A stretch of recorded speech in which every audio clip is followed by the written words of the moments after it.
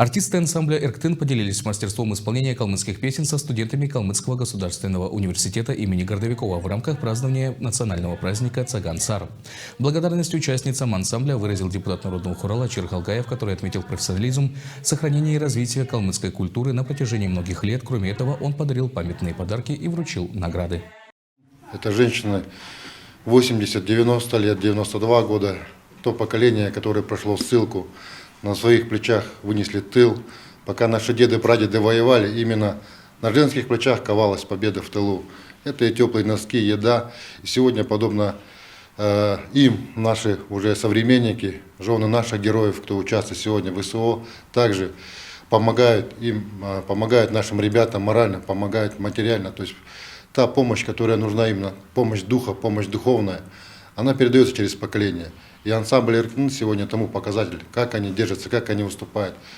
80-90 лет, нам было дожить бы до этих лет, они говорят о том, что мы прошли ссылку, мы прошли то.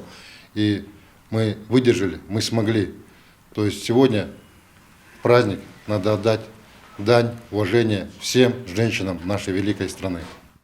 Участницам ансамбля более 80 лет. Они молоды душой и, несмотря на свой возраст, принимают активное участие в различных конкурсах. В репертуаре ансамбля не только калмыцкие песни, но и песни других народов.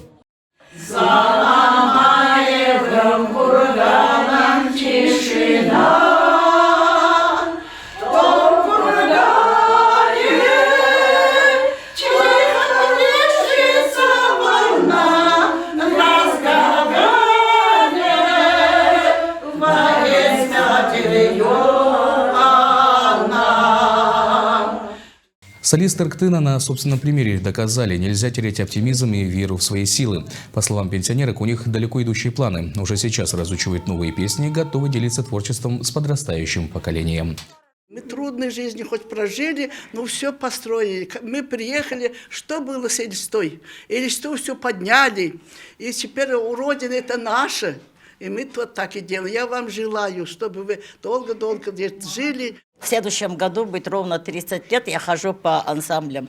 И что я хочу сказать? И говорю молодежи, ходите, общественной работой занимайтесь. Я и молодая, когда была, тоже ходила самодеятельность. Вот первый мой концерт в 1958 году в этом здании. Тогда ничего здесь не было. Один такой культурное заведение было только кинотеатр «Родина».